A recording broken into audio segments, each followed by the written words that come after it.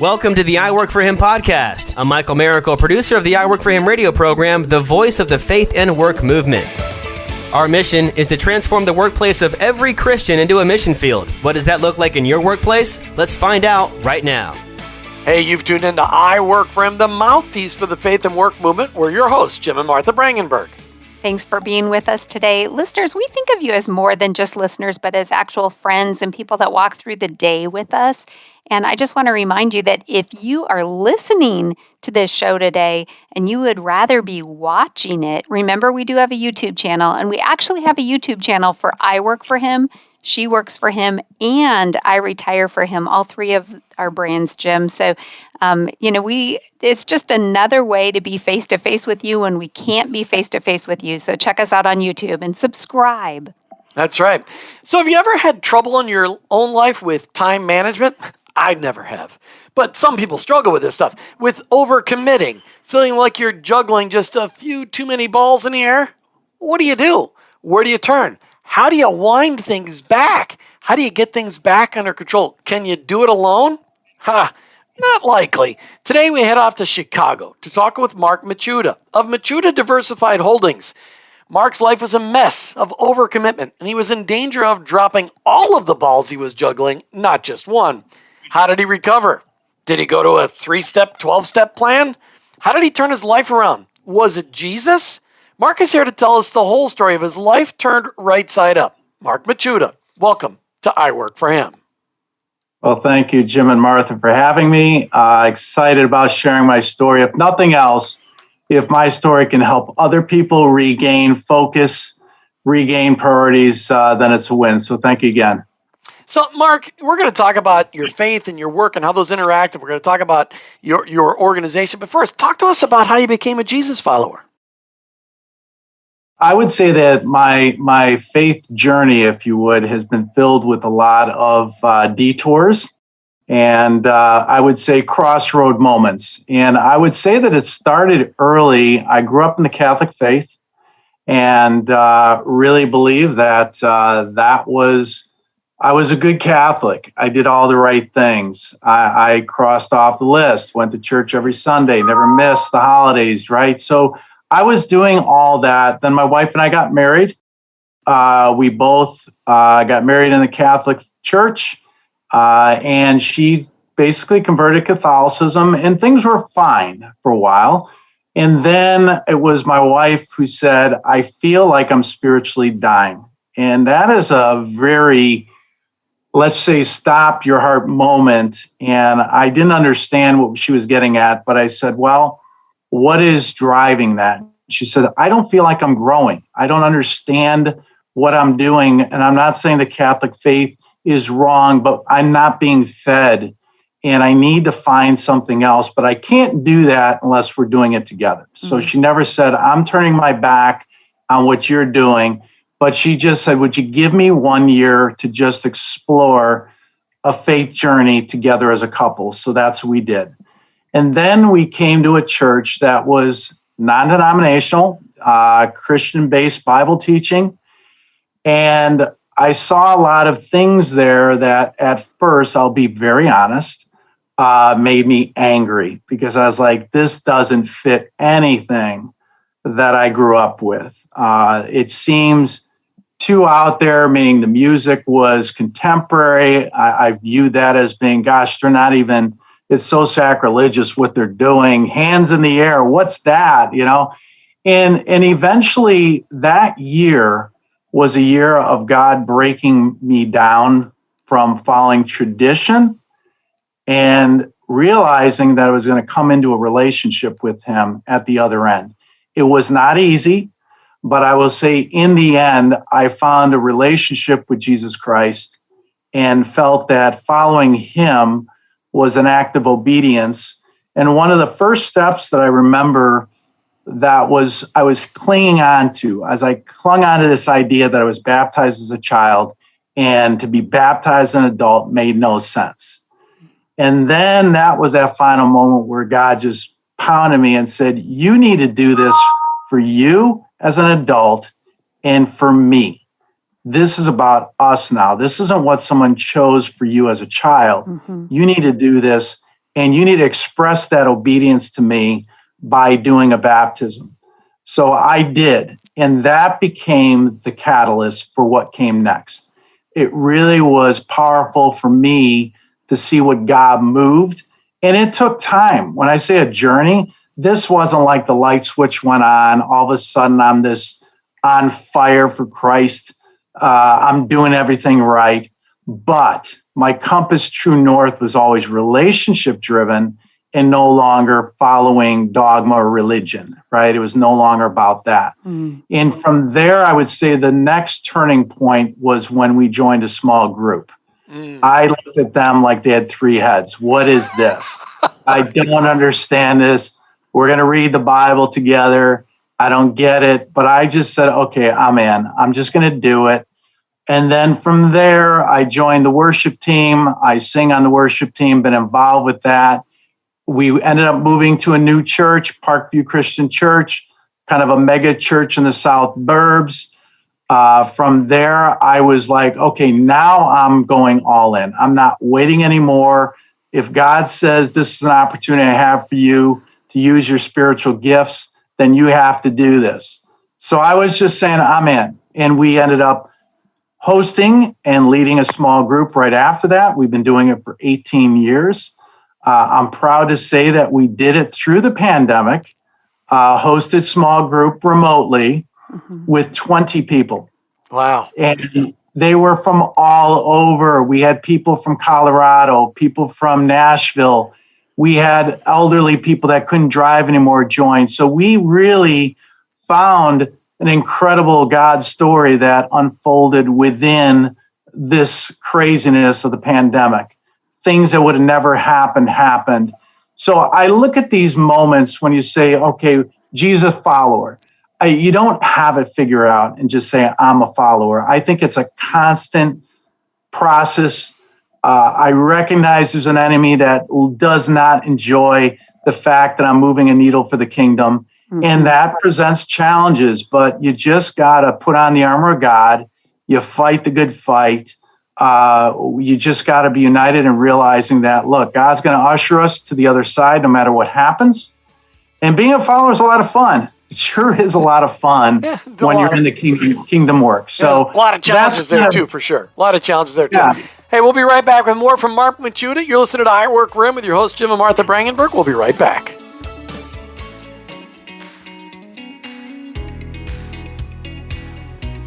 As a busy leader, you've realized you can't do everything on your own. You need help living out your God-given purpose. And thankfully, Belay, an organization dedicated to revolutionizing productivity with their virtual assistant, bookkeeping, and social media strategist services, they can help. If you're wondering what you can delegate to make your life easier to live out your calling, look no further. Belay is offering a free download of 3 actionable delegation resources: 30 things to delegate to a virtual assistant, 10 things to delegate to a bookkeeper, and 20 things to delegate to a social media strategist. All so you can get back to what really matters, fulfilling your purpose. To learn more, just text 4HIM to 55123 today. Again, that's the number 4HIM to 55123.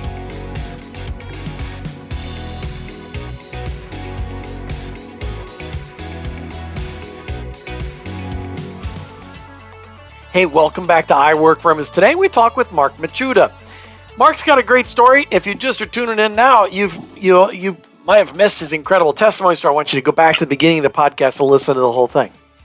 So, Mark, one of the, you shared how God really intersected your life in your marriage with you and your wife.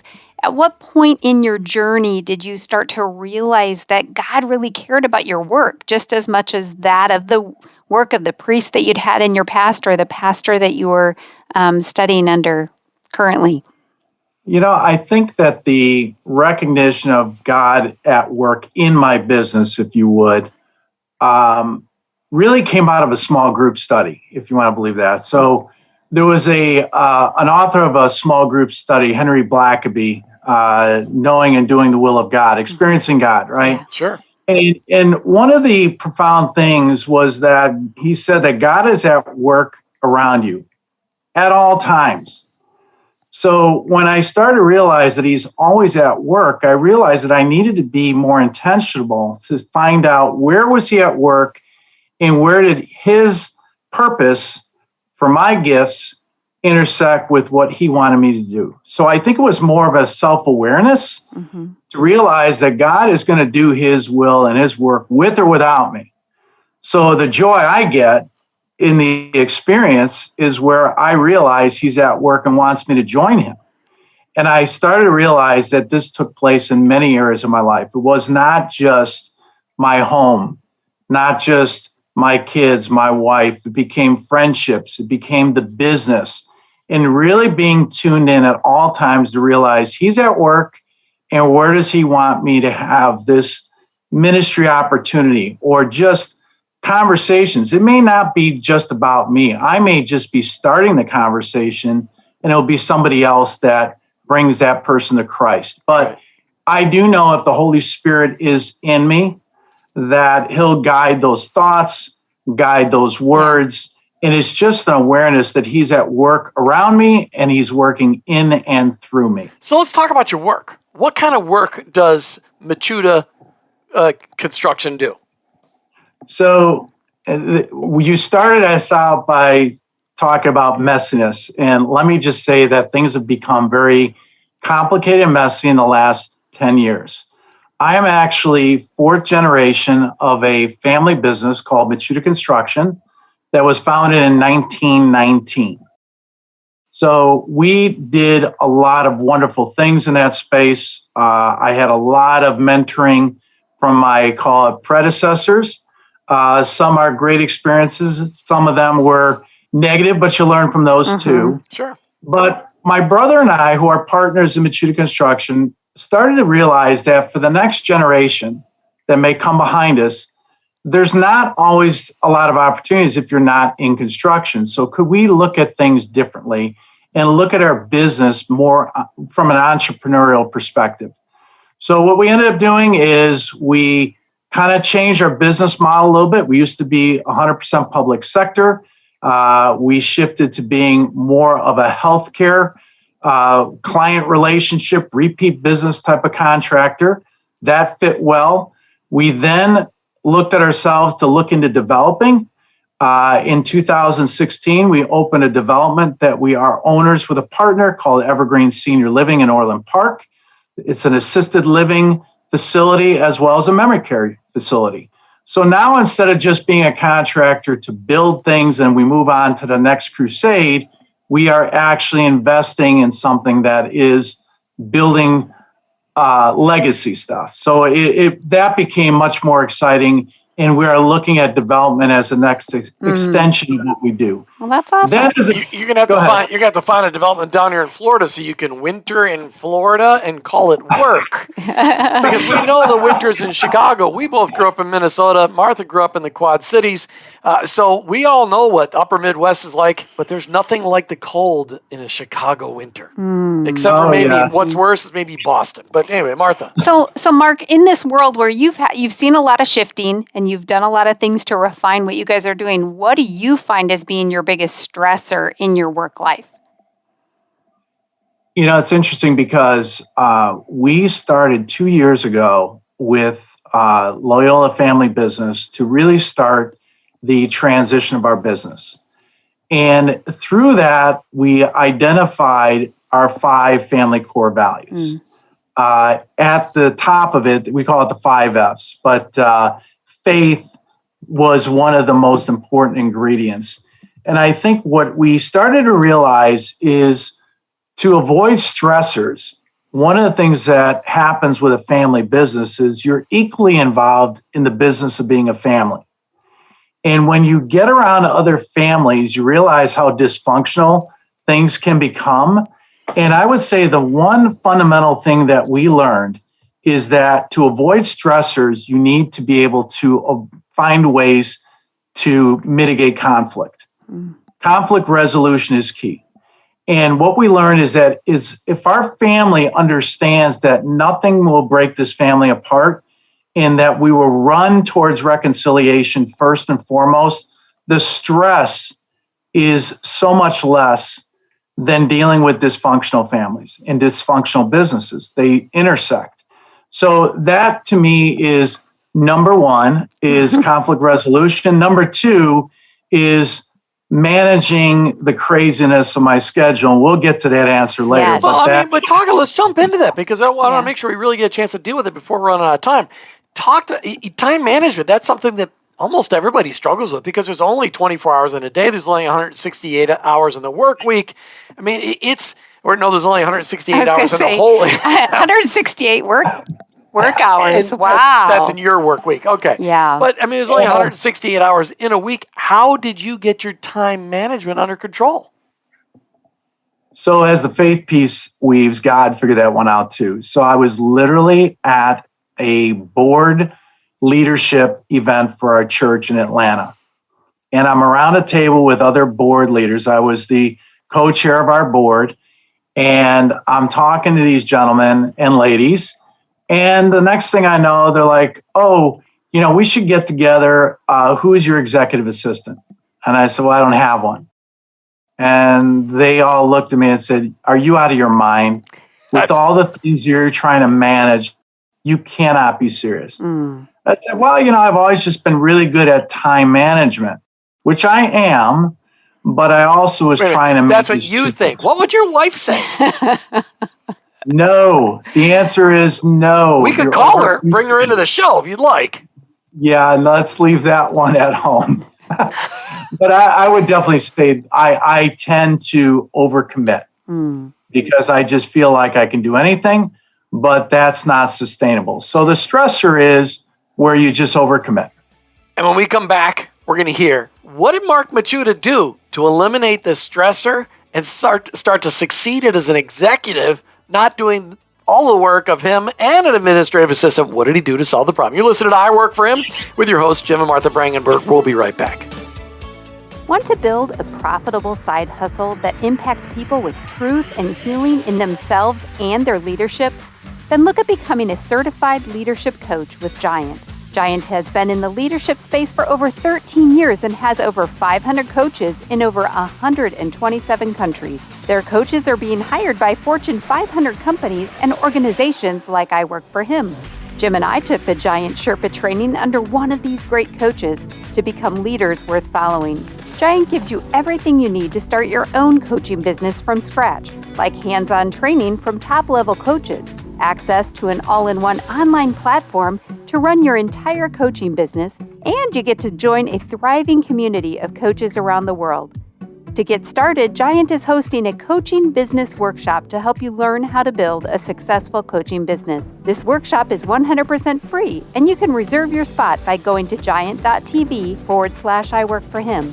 If you're ready to impact people and get paid to do it, go to giant.tv/I Work for Him. That's giant.tv/I Work for Him.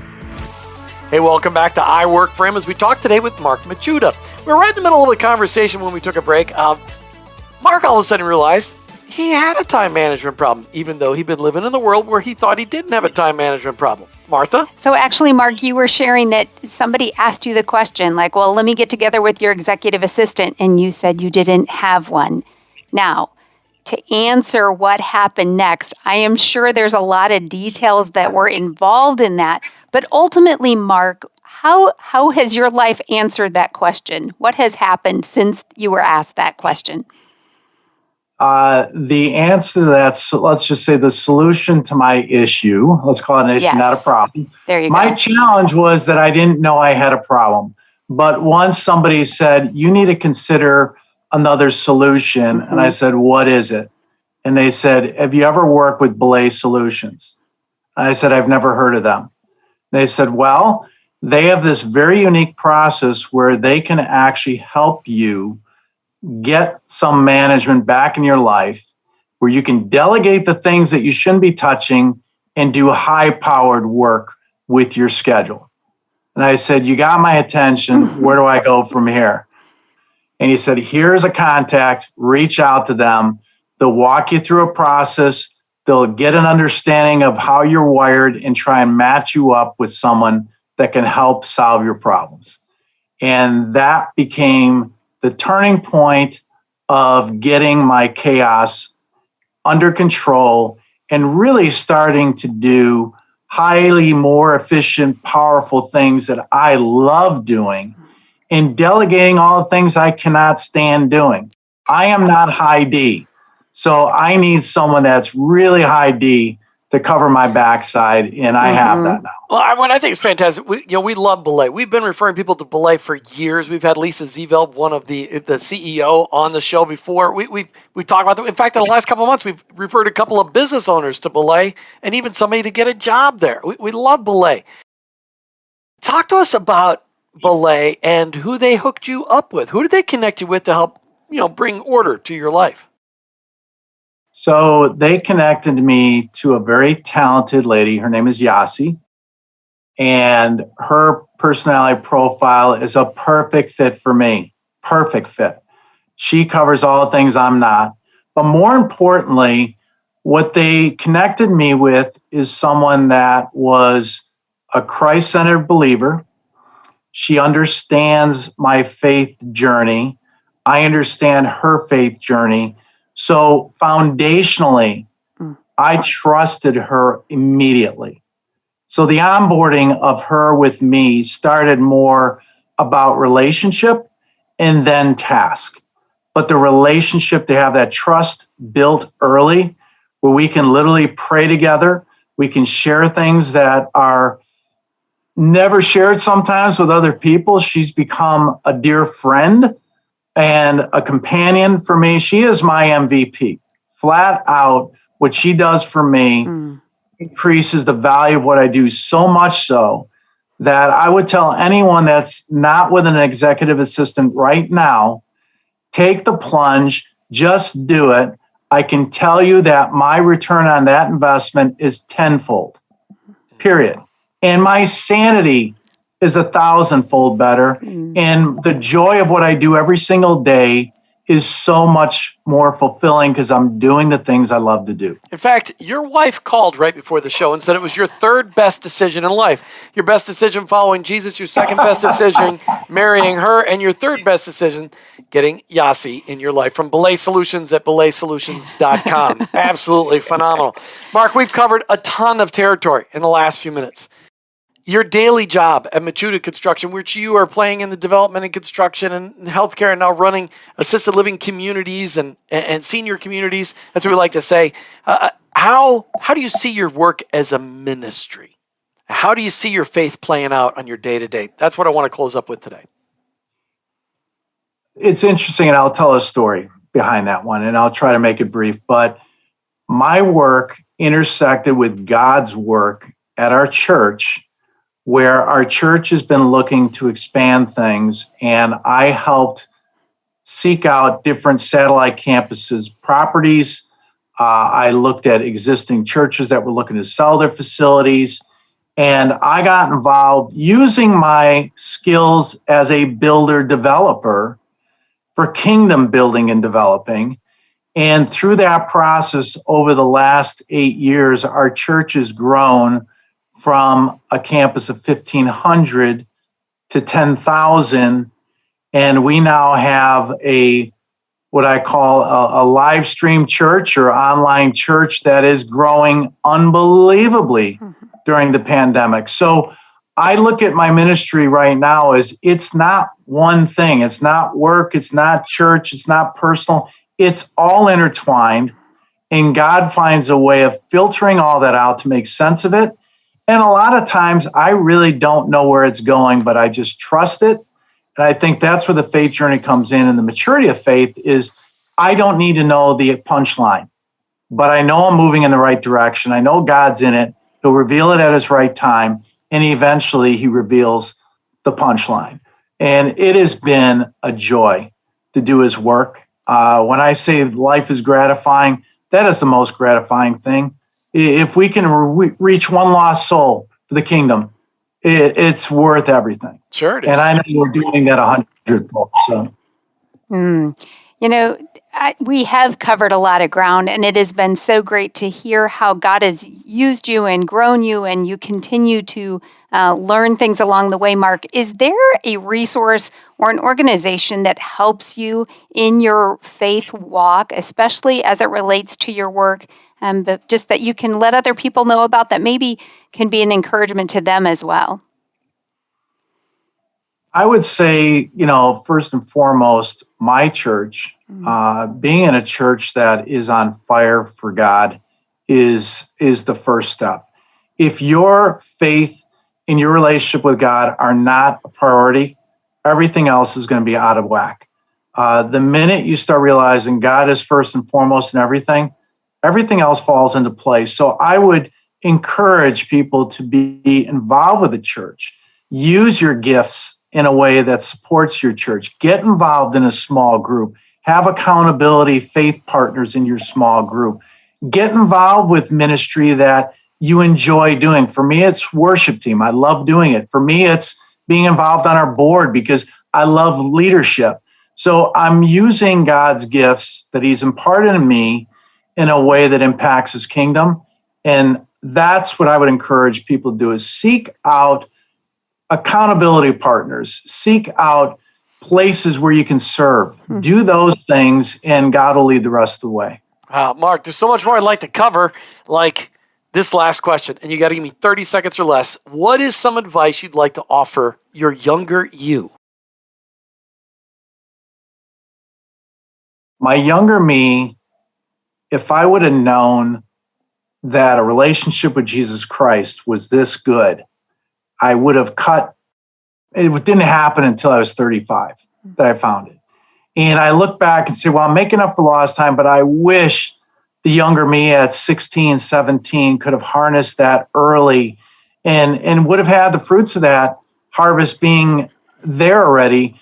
But I would say that, my encouragement to others is, even if you're 65 and just coming into it, God will still bless that too. Yeah. So Absolutely. I can't look back. I wish that younger me could have known that earlier, but I don't want to discourage somebody to say, well, gosh, I'm 65. What's the point? Mm-hmm. Don't worry. God will superpower those last years of your life. He will. That's right. Mark Michuda, thanks so much for being on I Work for Him today. Thanks for sharing your story. Thanks for sharing about your Belay story. We're so excited about that. And thank you for just being an example out there of people just following Jesus. We love it. Thank you, Mark. Thank you both. You've been listening to I Work for Him with your hosts, Jim and Martha Brangenberg. We're Christ followers. Our workplace, it's our mission field. But ultimately, I work for Him. Did you know that God has a calling on your life? It's true. He's called you to bring Jesus to the world. For some, that may look like a pulpit or a foreign mission field, but for most of us, it looks like a construction site, a cubicle, a hospital, or a classroom. Wherever it is that you work, live, volunteer, and invest, that is your mission field. To learn more about integrating your faith into your work and retirement, check out our books, I Work for Him, She Works for Him, and I Retire for Him, by going to iworkforhim.com/bookstore.